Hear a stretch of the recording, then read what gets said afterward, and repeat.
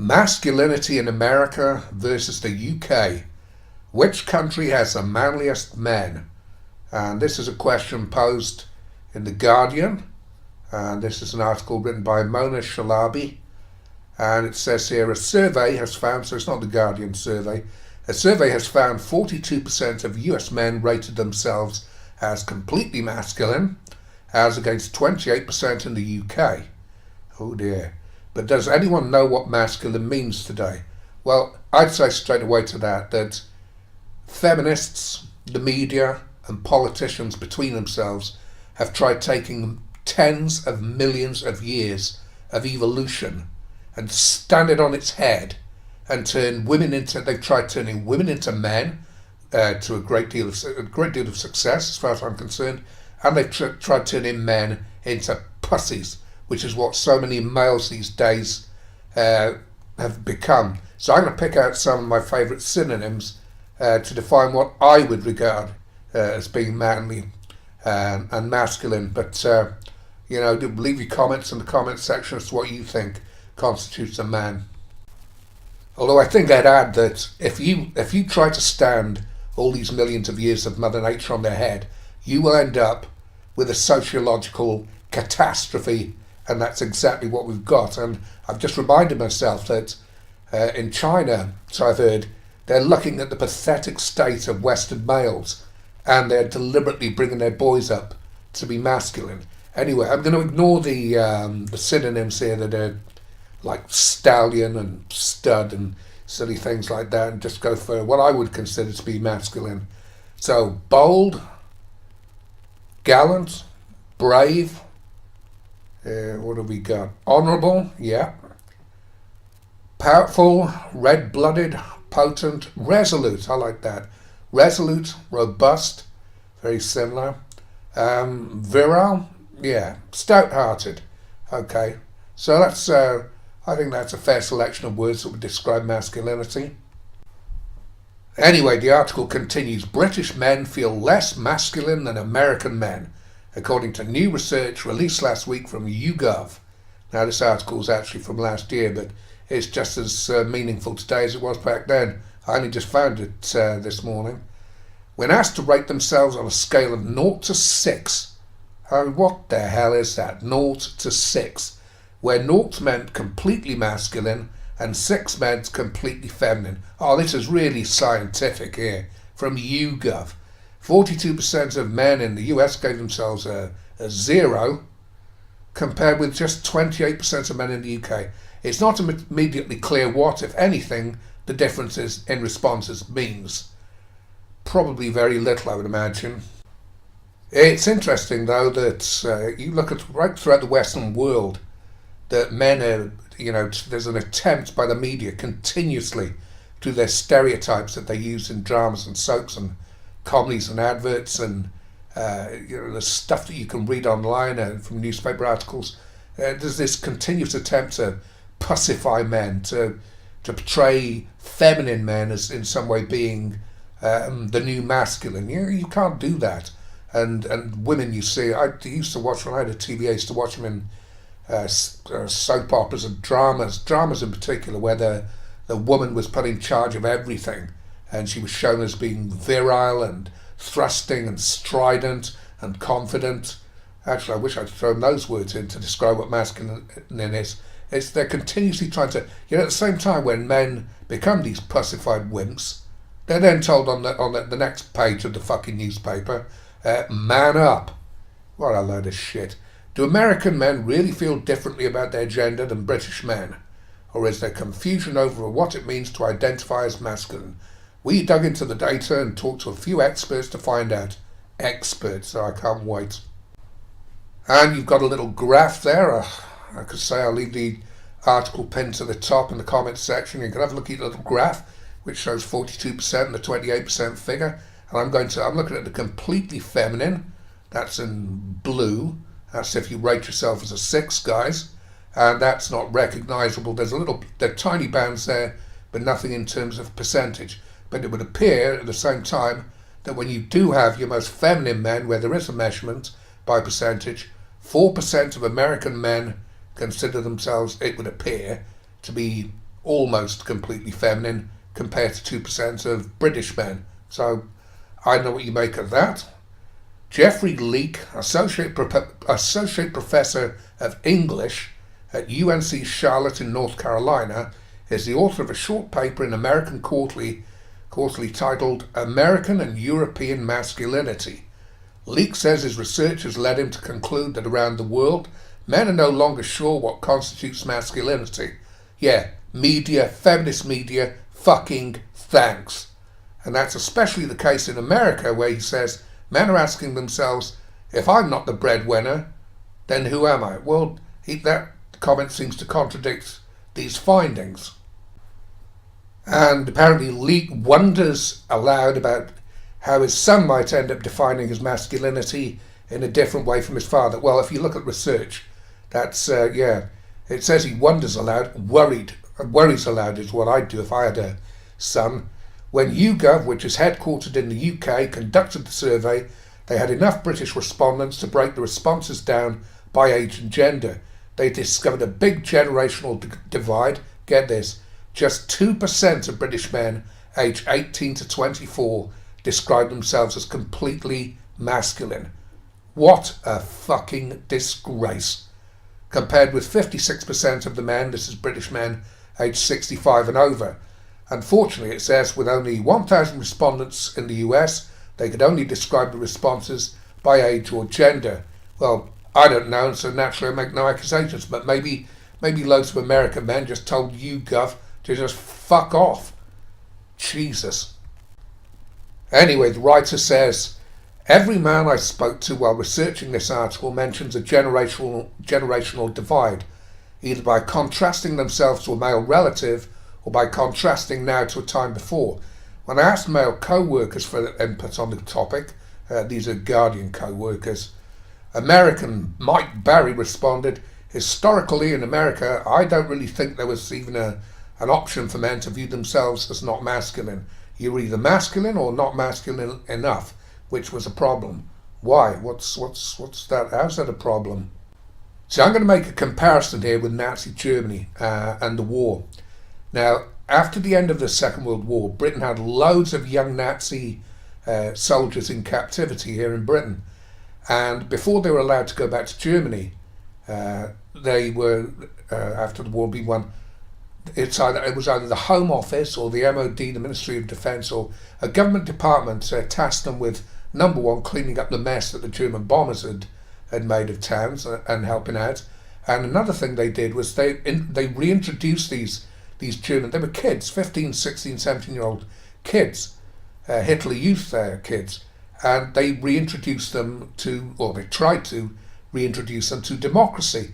And the fact is that these kids were and these young men, all they'd ever known their entire life was Hitler and the Nazis. They were absolutely brainwashed. And whoever it was who tried the Home Office, War Ministry, whatever, they thought it would take a couple of days to tell them how evil Hitler was and how they were missing out on democracy. And it just didn't work. They were brainwashed. They were gone. And that's what's happened to young males. Their entire life, all they've known is feminism. They don't see. They can watch these adverts and comedies and dramas and soaps and films with ridiculous feminist stereotyping in them, and they can't see them. They're I'm going to go way over time on this one, but it's worth it. They're feminized and they can't see it. They have no male role models left within the media that aren't feminist stereotypes. It's abuse. We have feminized education systems, single mother families, single mothers. Some of them are fantastic, yeah, but they can't bring boys up to be men. And when these boys are going through a feminist education system with no fathers in the family, and with, as I say, all this stuff on TV, is there any wonder that they end up, from what I can see from this is my interpretation, they end up doubting their own masculinity and not even knowing what it is to be masculine. It would be more interesting if bloody YouGov, instead of carrying out this, to me, very unscientific report, instead they'd asked young men and older generation men, and indeed younger women and older women, exactly how they defined masculinity. And let's see the difference then. Anyway, one of her fellow Guardian colleagues, Oliver, thinks masculinity is not a fixed concept since it's split by, here we go, class, culture, location, and ethnicity. So it's very difficult to describe just how masculine you are. Typical Guardian. But Mike and Oliver are middle-class men, and that may affect their attitudes to gender. Well, possibly, but possibly it's more because they're Guardian men, I don't know. Because while notions of masculinity are becoming more fluid, oh God, gender fluid, here we go. For some, I'm reminded by Andrew Reiner that that's not necessarily the case for white working class men in the US. Reiner teaches a course titled Real Men Smile, The Changing Face of Masculinity. I've had a brief look, there's a link there if you want to look. And he teaches about masculinity in terms of its relationship to feminism. So, enough said. And he teaches this course, in case you want to join it, guys, at Towson, I don't know, University in Maryland. He describes the gap in masculine identity between upper and working class Americans as a real chasm. Actually, there may be some truth to that. Reiner goes further than that. If you can understand what masculinity means to white working class Americans, you can start to understand why Donald Trump is now the Republican presidential nominee. Okay, so you can tell this is from last May, I think it was. Well, I'm glad to say to the Guardian, he's now the Republican president. It's not surprising given the way he's talking and the things that he's saying are resonating.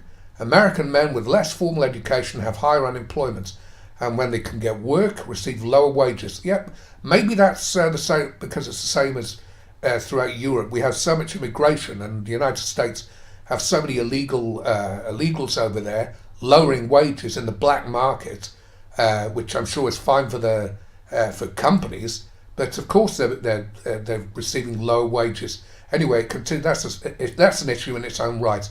In the cookie cutter stereotype of an American family, a woman might have a job, increasingly she will, but a man who stays at home, useless.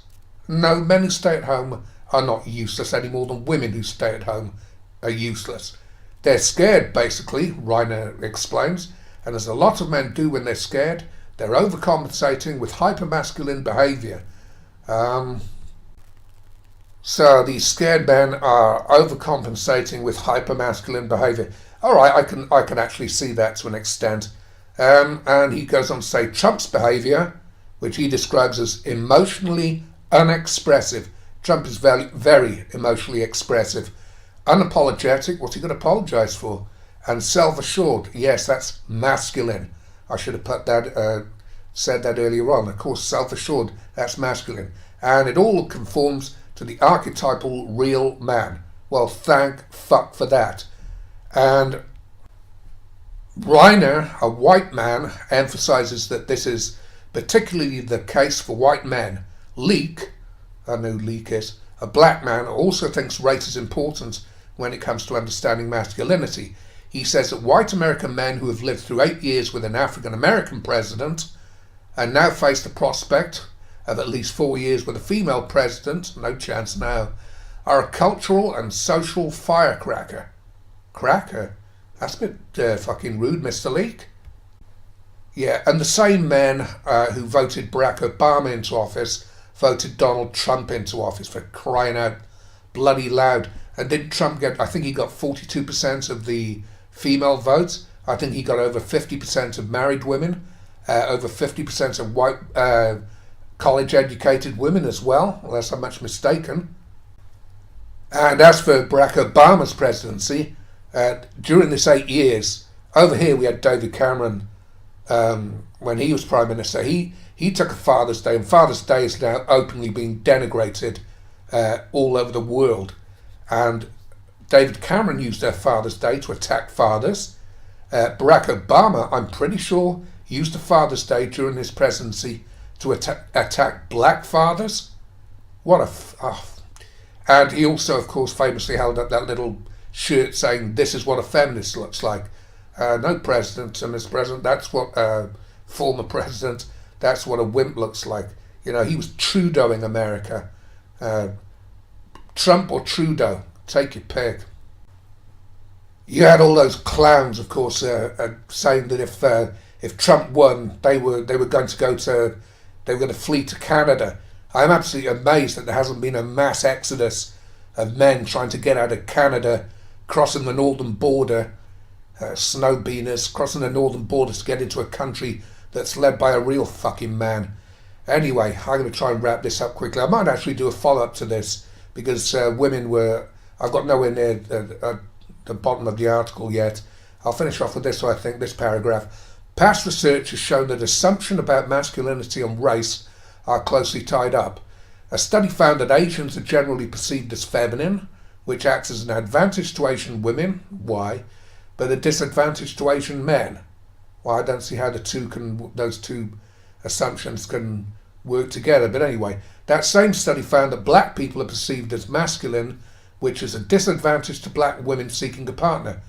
Fucking, how many articles do I have to read online written by both men and women advising men and women on how to behave on dates? And the advice, overwhelmingly, one of the things that crops up again and again and again for men, not that people should need advice for dating, is be masculine, be strong, be confident, for goodness sake. So I'll tell you why black women are having problems seeking partners. There's a variety of reasons, which I can't talk about. Tommy Sotomayor would be far better, in a better position to rant about this than me. But I will say one thing. I saw a video here on YouTube, and unfortunately I don't have a link, where black, educated black career women were complaining about the lack of black men. And some of them mentioned quite correctly, that one of the problems they had if they wanted to marry black guys was that so many black men were in prison. And that's as a result, of course, of Bill Clinton's, and I don't think this is going off on a tangent. This was as a result of Bill Clinton's 1994 crime bill, which is responsible for a couple of million African American men going to prison, and it was fully backed up by that discussion by Hillary Clinton, and she described, didn't she describe black men as super predators? And the reason I'm mentioning this is because they've mentioned the election in this article, and what a nerve Hillary Clinton has when it comes to black people. Like all of these bloody leftists who indulge in identity politics. Didn't she get out, it was either an advert or she was speaking to a radio station, a black radio station, and she was trying to garner the block right to vote of black people, and she got out a bottle of hot sauce from her handbag, like a fucking magician producing a rabbit out of a hat in order that she could impress African Americans. That wouldn't impress me at all. I mean, why don't she just pull out a piece of fried chicken and a fucking watermelon at the same time? Fuck. Anyway, let me know in the comments section below what you think. And sorry I haven't answered a few questions to me recently. I haven't had the time in the last few days. I've been doing so much stuff. But I'll try and get round to them. But let me know what you think in the comments section. And I don't think I went off on a tangent there. I think that was a completely valid assessment of what I've read of this thing so far. But I might do a follow-up video up on it. I don't know. Thank you anyway.